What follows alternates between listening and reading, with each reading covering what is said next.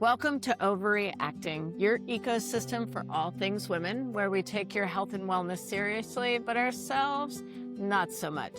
I'm your host, Dr. Jennifer Ashby, clinician, acupuncturist, researcher, and your guide through this female journey. Why are we doing this podcast? Because you deserve a life revolution, one where you feel informed and empowered, but also where we can discuss and laugh at the ridiculousness of it all. This is a place where we call out the elephant in the room. So if you want some smart talk with a wink, stick around because we're about ready to shake things up. Welcome back to another episode of Ovary-Acting. I am your host, Dr. Jennifer Ashby, and today we're going to talk a little bit more about your Yoni, but from the East Asian medicine perspective.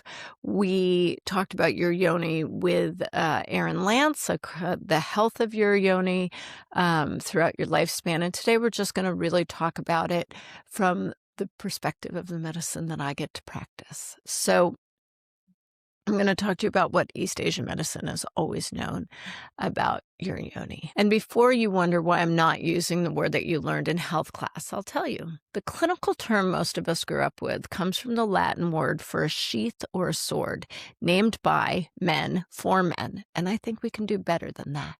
Yoni is Sanskrit for source, sacred space, origin. That feels a lot more accurate to me for what we're actually talking about. And in classical Chinese or Asian medicine texts, the term Jade Valley or Jade Gate appears. The entry to something precious, something interior, something worth protecting and nourishing. And I'll be using both. So your Yoni, your Jade Gate, let's talk about what Chinese medicine has known about both for thousands of years across every single stage of your life.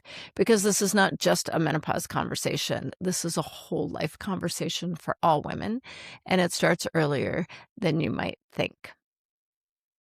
The channel anatomy of 4 pathways is what you need to know in East Asian medicine.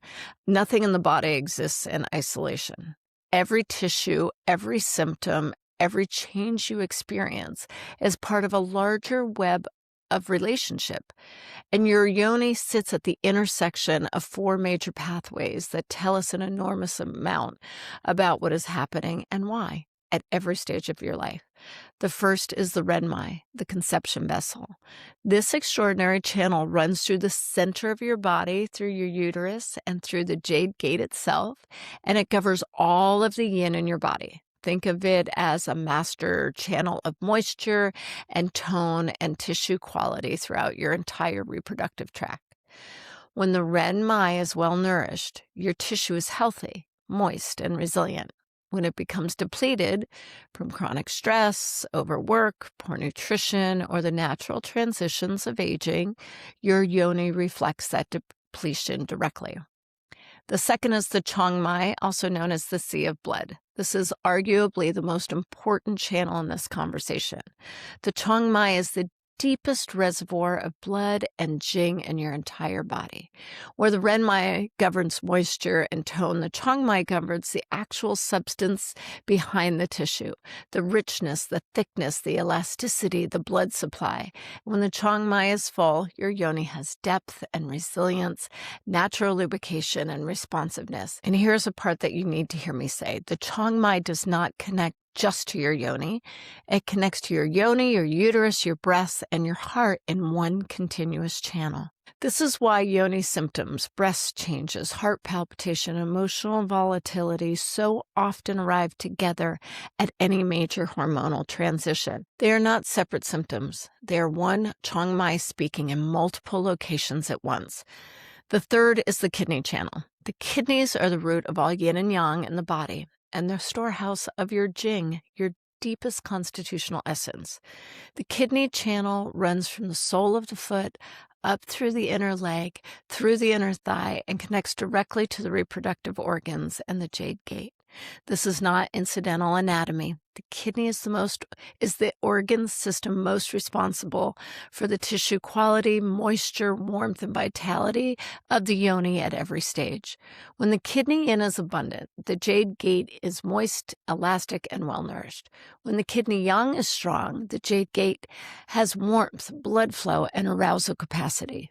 When kidney jing is depleted from overwork, chronic illness, too many pregnancies too close together, or the natural arc of aging, the jade gate loses both substance and vitality. The kidney channel is also the channel through which fear and trauma most directly affect the yoni. Because the kidney governs the emotions of fear, and unresolved fear contracts the kidney chi and pulls the jade gate closed at the tissue level. The fourth is the liver channel. The liver channel runs directly through the genitalia and through the jade gate itself.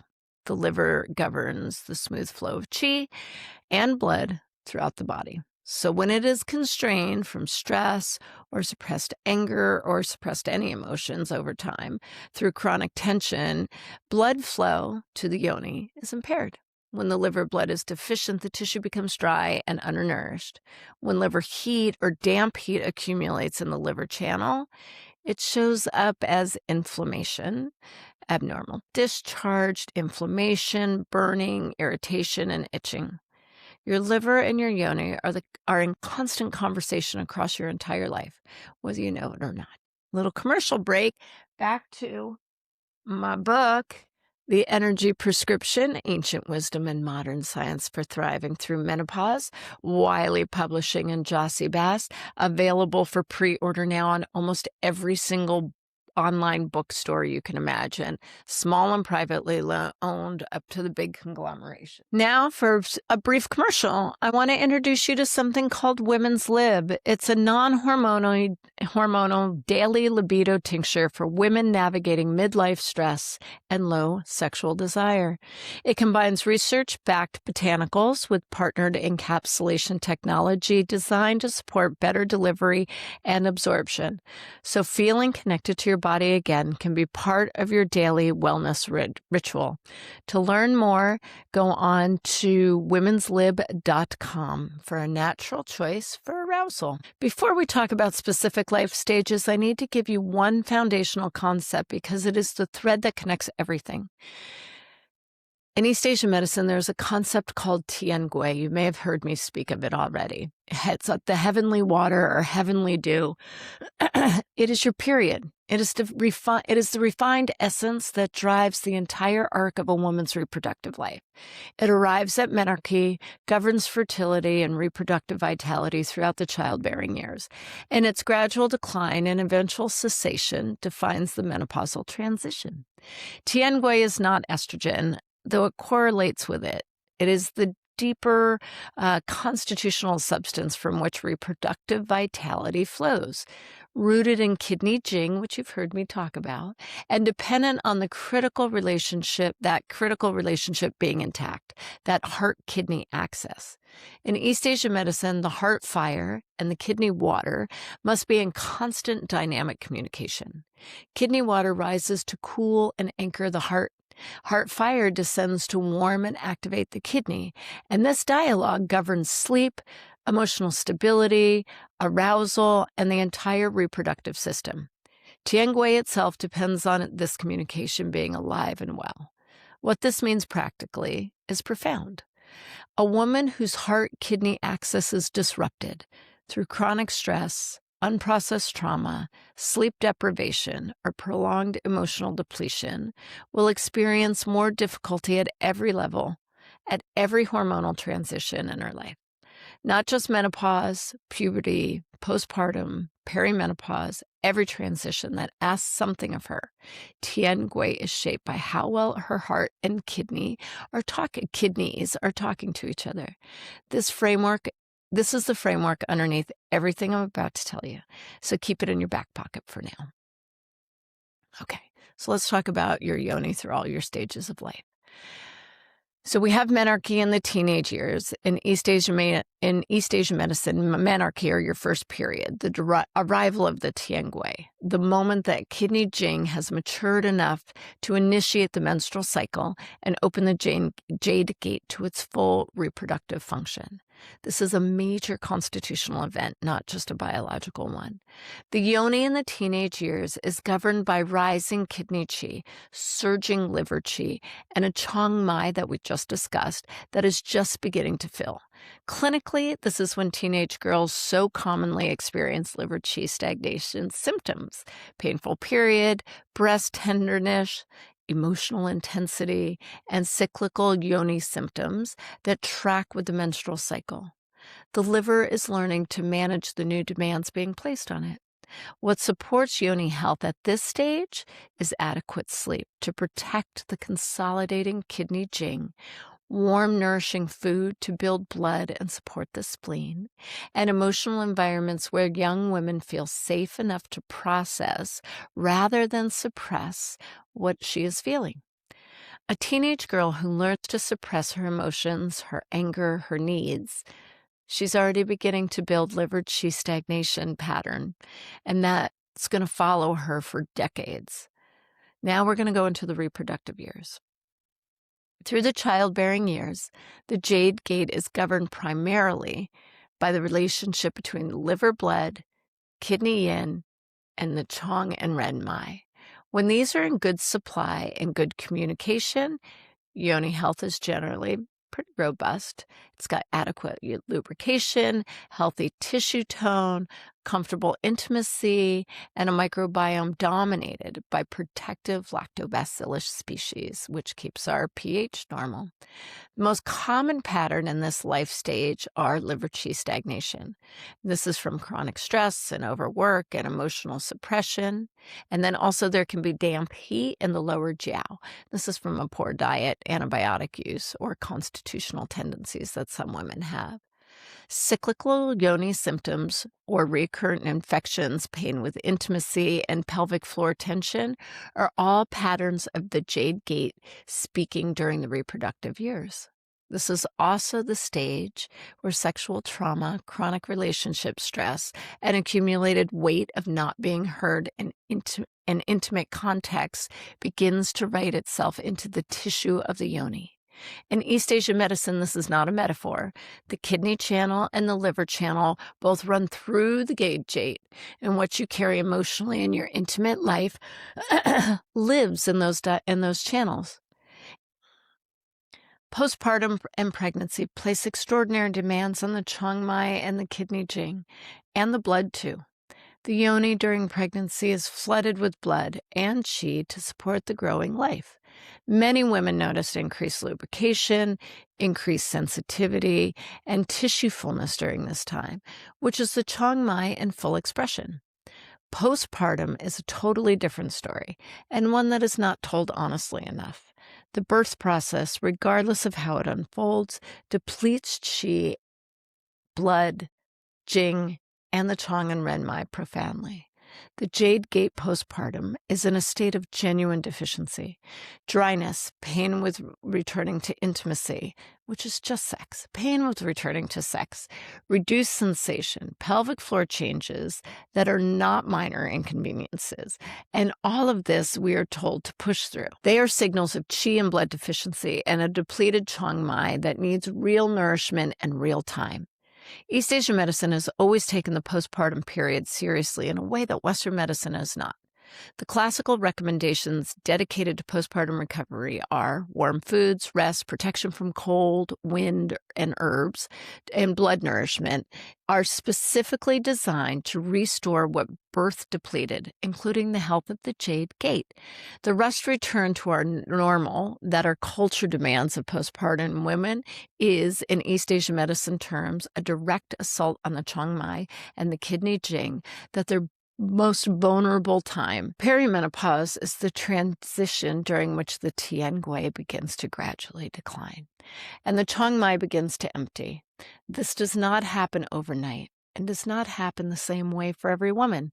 How a woman arrives at perimenopause, how well she has protected her kidney jing, how intact her heart-kidney axis is, and how much blood and yin she has in reserve all shape how this transition feels in the Jade gate. The most common Yoni pattern in perimenopause is kidney yin and liver blood deficiency. The tissue begins to lose moisture and substance. Lubrication becomes less reliable and sensitivity increases or decreases, but there are changes. Cyclical symptoms that were previously manageable can intensify as the Chong and Ren Mai begin to shift. Damp heat patterns that were occasional can become more persistent. That would be more like yeast infections and bacterial vaginosis. And the emotional layer, fear held in the kidney, suppressed anger in the liver, unprocessed grief, tend to surface with more urgency as the hormonal tides begin to turn. This is also when the heart-kidney axis becomes crucial. Women with a history of chronic stress, trauma, or emotional depletion often find that perimenopause is when the bill comes due. Not because something has gone wrong, but because the body is honest about what it has been carrying. So in menopause and beyond, with the cessation of the Tiangui and the final emptying of the Chong Mai, the Jade gate enters a new phase. Not a lesser phase, but a different one. In East Asian medicine, the postmenopausal years are considered a woman's most powerful chapter, when she turns from outward pouring toward inward authority. But that does not mean the yoni is no longer relevant. It means its needs have changed. The postmenopausal yoni is primarily governed by kidney yin deficiency and a depleted Ren Mai. The tissue becomes thinner, drier, and more fragile. This is what Western medicine calls genitourinary syndrome of menopause, or GSM, and it is genuinely undertreated. In East Asian medicine, this is not inevitable, unmanageable decline. It is a deficiency pattern, and deficiency patterns can be nourished. What Western medicine calls GSM, East Asian medicine calls yin deficiency at the Jade gate. And it is treated with kidney yin nourishment and liver blood supplementation, heart blood supplementation as well. Ren Mai and Chong Mai tonification and heart-kidney axis support. These are not competing approaches to the same problem. They are complementary lenses on the same tissue. Then we have an emotional layer. And this deserves its own moment because it runs through every life stage I just described. Fear lives in the kidneys and affects the Jade gate at every age. Chronic fear, unprocessed trauma, and particularly sexual trauma, injure kidney qi and jing, directly affecting tissue quality, moisture, and the capacity for openness at the Jade gate, meaning, do you have a comfortable or uncomfortable sex? Pelvic floor holding patterns in women with trauma histories are a direct manifestation of the kidney's contraction in the face of unresolved threat. This is true at 20 as it is at 60. Anger lives in the liver and runs directly through the Jade gate via the liver channel. Suppressed anger in intimate relationships, feeling unseen, unheard, violated, or controlled, manifests as tightness, pain, reduced sensation, and reduced capacity for pleasure. This pattern accumulates over decades if it is not addressed. The Jade gate keeps the score even when we are not. And grief lives in the lung and is relevant at every major transition as well. Grief of early sexual experiences that did not honor you, the grief of pregnancy loss, the grief of postpartum, identity shifts, the grief of reproductive years ending, unprocessed grief around the body, around your sexuality, around your intimate history, lives in the chest and descends through the lung-kidney axis to affect the yoni below. None of this means that your symptoms are psychological. It means your body and your emotional life are one system. They always have been. So, where East Asian medicine and modern science meet, here's one of my favorite convergence points because it shows how far ahead East Asian medicine actually was. In healthy premenopausal women, the microbiome of the yoni is dominated by lactobacillus species. Lactobacillus produces lactic acid that keeps the pH, preventing the overgrowth of harmful organisms. And this lactobacillus dominance is the first line of defense for your yoni's health. In East Asian medicine terms, that healthy lactobacillus dominance is a manifestation of strong yin and well-nourished Ren Mai and Chong Mai, with enough substance to maintain the integrity of the Jade Gates environment. When kidney yin declines, estrogen drops, lactobacillus populations fall, pH rises, and that protective environment shifts. This is yin deficiency made visible in the microbiome. Western science and East Asian medicine are looking at exactly the same thing through different lenses. And here's what makes even more interesting. Your gut microbiome and the microbiome of your yoni are in constant communication. Gut dysbiosis, or unhealthy, difficult digestion, directly affects the microbial balance of the Jade Gate through immune signaling and microbial translocation. A woman with a disrupted gut bacteria is at a significantly higher risk of disrupted yoni flora. In East Asian medicine, the spleen and kidney systems govern both, which means that everything you do to support your gut, eating well, reducing sugar and alcohol, maintaining stress, sleeping well, is simultaneously supporting your yoni. They are not separate conversations. So what can you do? At every stage, what can you do? Nourish your kidney yin throughout your life, not just in menopause, but eat black walnuts or black sesame seeds and walnut, eggs, oysters, dark berries, drink bone broth and miso. The earlier you start protecting and nourishing kidney jing, the more you have in reserve when the transition comes. Preservation over reclamation always. Okay, that was a mouthful. That was a whole lot to manage and record and talk about. Always message me your questions, and thank you